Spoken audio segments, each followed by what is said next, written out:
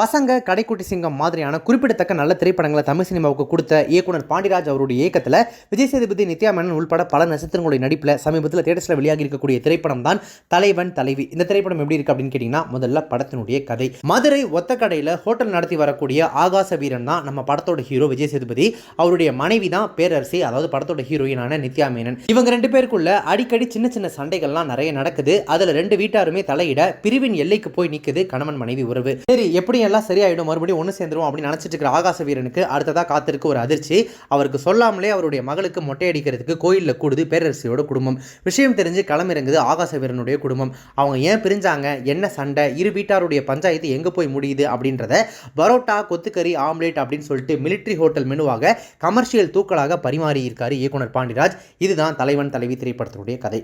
சரி, ஓகே, படத்தில் நடிச்சிருக்கக்கூடிய நடிகர் நடிகைகள் எப்படி நடிச்சிருக்காங்க அப்படின்னு பார்த்தீங்கன்னா, முதல்ல படத்தினுடைய ஹீரோ அதாவது ஆகாச வீரனாக விஜய் சேதுபதி தன்னுடைய மனைவி கிட்ட நான் பேசல மேடம் அப்படின்னு கத்துறதாகட்டும், மனைவி கோச்சிக்கிட்டு போகும்போது கொஞ்சறதாகட்டும், சண்டை காட்சிகளில் திமிரிக்கிட்டு நிற்கிறதாகட்டும், தனக்கு கொடுக்கப்பட்ட கதாபாத்திரத்திற்கு நியாயம் சேர்த்திருக்காரு.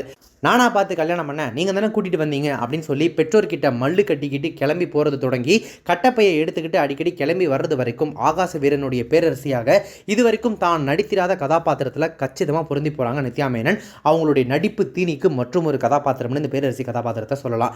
இவங்களை தவிர யோகி பாபு, சரவணன், செம்பன் வினோத், காளி வெங்கட், ஆர்கே சுரேஷ், மைனானந்தினி, தீபா, ரோஷினி ஹரிப்பிரியன், சென்ட்ராயின் என படம் முழுக்க அத்தனை நட்சத்திரங்கள், அத்தனை கதாபாத்திரங்கள் அனைவருமே தங்களுக்கு கொடுக்கப்பட்ட கதாபாத்திரத்தை ப்ராப்பராக செஞ்சிருக்காங்க. அவங்களிலிருந்து தன்னுடைய ஒன்லைனர்களால் கிளாப்ஸ் வாங்குறது யோகி பாபு மட்டுமே.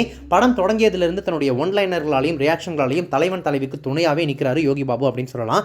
செம்பன் வினோத் பொறுப்பான மாமனராக மனம் கவர்றாரு. ஓகே, படம் டெக்னிக்கல் அஸ்பெக்ட்ஸில் அதாவது தொழில்நுட்ப ரீதியாக எப்படி எடுக்கப்பட்டிருக்கு அப்படின்னு பார்த்தீங்கன்னா, கருப்பசாமி கோயில், ஹோட்டல், மலை என குறிப்பிட்ட இடங்களில் மட்டுமே பயணிக்கக்கூடிய கதையில் அனைத்து ஏரியாவிலையுமே தன்னுடைய ஒளிப்பதிவை செவ்வனே செஞ்சிருக்காரு படத்துடைய ஒளிப்பதிவாளரான எம் சுகுமார். கல்யாணம், சண்டை, குழந்தை என ஒவ்வொரு தளங்களிலும் நடக்கக்கூடிய ஃபிளாஷ்பேக் கதை, அந்த கதை சொல்லுக்கு தன்னால் இயன்ற ஒத்துழைப்பை கொடுத்திருக்காரு படத்தொகுப்பாளரான பிரதீப் இ ராகவ். பாடல் காட்சிகளையும் விஜய் சேதுபதி, நித்யா மேனன் இருவருடைய சண்டை காட்சிகளையும் அந்த அனிமேஷன் ஐடியா செம்மையாகவே ஒர்க் அவுட் ஆயிருக்கு. வெவ்வேறு எமோஷன்களுக்கு திடீர்னு தினுசா பரோட்டாவாக மாறக்கூடிய கதையோட்டத்திற்கு பக்கபலமாக இருந்து பல இடங்களில் காப்பாற்றியுமே இருக்காரு படத்தினுடைய இசையமைப்பாளரான சந்தோஷ் நாராயணன். ஏற்கனவே ஹிட் அடிச்ச பொட்டல மிட்டாய் பாட்டு, அப்புறம் ஆகாச வீரன் பாட்டு, இந்த மாதிரியான பாடல்களில் சனா அதாவது நம்ம சந்தோஷ் நாராயணனுடைய முத்திரை தனித்து தெரியுது. லவ் ஹேட் ரிலேஷன்ஷிப்பை குடும்ப உறுப்பினர்களுடைய தலையீடு எப்படி பிரளயமாக மாற்றுது அப்படின்றத காமெடி ட்ரீட்மெண்ட்டில் கலகலப்பாக தந்திருக்காரு இயக்குனர் பாண்டிராஜ். ஆனால் சதா சண்டையால் பிரிந்து போகக்கூடிய மனைவி, அவர்கிட்ட போய் கெஞ்சக்கூடிய கணவன் மீண்டும் அதே மாதிரியான காட்சிகள் ரிப்பீட் அடிக்கிறது ஒரு கட்டத்துக்கு மேலே பார்க்குற ஆடியன்ஸை டயர்டாக்கிடுது. அம்மாவாக வரக்கூடிய தீபா திடீர்னு சேர்ந்து வாழ சொல்கிறதும் திடீர்னு பின்னாடி பெரிய சொல்கிறதுமா மாறி பேசுறது பல இடங்களில் பார்க்குற நமக்கே குழப்பத்தை கொடுத்துருது. இரு மாமியார்களுமே சண்டையை மூட்டிவிடக்கூடிய கதாபாத்திரமாக மட்டுமே வந்து போகிறது நெருடலாக இருக்குது. ஜாலி மோடில் தொடங்கக்கூடிய படத்தினுடைய திரைக்கதையில் சில கதாபாத்திரங்கள் மட்டுமே அவ்வப்போது சீரியல் மோடுக்கு மாறுறதும் திடீரென எமோஷனல் காட்சிகள் வர்றதுமா சில இடங்களில் கதையோட்டத்திலேருந்து விலக வைக்குது. உறவுகள் குறித்த அக்கறை அப்படின்றது கண்டிப்பாக தேவை தான். ஆனால் விவகாரத்து அப்படின்ற சட்ட ரீதியான தீர்வை அவ்வளவு அலட்சியமாக கையாண்டிருக்கிறது கண்டிப்பாக தவிர்க்கப்பட வேண்டிய ஒன்று. மொத்தத்தில் இந்த தலைவன் தலைவி தியேட்டரில் போயிட்டு பார்க்குற அளவுக்கு ஒர்த்தா அப்படின்னு கேட்டிங்கன்னா, தாராளமாக நீங்கள் போயிட்டு குடும்பத்தோடு பார்க்கக்கூடிய அளவிலான ஒரு குடும்ப திரைப்படம் தான் இது. ஆனால் பாண்டிராஜ் அவர்களுடைய கடைக்குட்டி சிங்கம், நம்ம வீட்டு பிள்ளை இதெல்லாம் மனசில் வச்சுட்டு போனீங்கன்னா கண்டிப்பாக அவர் உங்களை ஏமாற்றுவார்.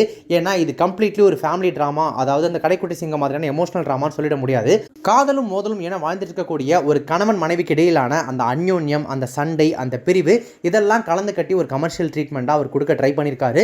மேபி ஒரு சிலருக்கு படம் ஒர்க் அவுட் ஆகலாம், ஒரு சிலருக்கு என்னப்பா போட்டு இடின்னு எடுத்துக்கிட்டே இருக்காங்க, வந்ததே திரும்ப வந்துட்டு இருக்க மாதிரி இருக்கே அப்படின்ற மாதிரி ஒரு லூப் மோட் ஃபீலை கொடுக்கலாம். மற்றபடி நீங்கள் ஜாலியாக போயிட்டு பார்க்குற அளவுக்கான ஒன் டைம் வாட்சபிளான மூவி தான் இந்த தலைவன் தலைவி. நீங்கள் இந்த தலைவன் தலைவி திரைப்படத்தை பார்த்துட்டீங்க அப்படின்னா படத்தை பற்றின உங்களுடைய கருத்துக்கள் என்ன, ரிவ்யூ என்ன அப்படின்றத கமெண்ட்ஸில் மென்ஷன் பண்ணுங்கள். இப்போ இந்த ரிவ்யூ உங்களுக்கு ரொம்ப பிடிச்சிருந்துச்சு அப்படின்னா லைக் பண்ணுங்கள், ஷேர் பண்ணுங்கள். நம்ம சேனல் இதற்கு சப்ஸ்கிரைப் பண்ணதவங்க யாராவது பார்த்துருக்கீங்க அப்படின்னா மறக்காம உடனே இப்போவே நம்ம சேனலுக்கு சப்ஸ்கிரைப் பண்ணிட்டு பக்கத்தில் நோட்டிஃபிகேஷன் பில் பண்ணி மறக்காம டிங் நினைத்துருங்க.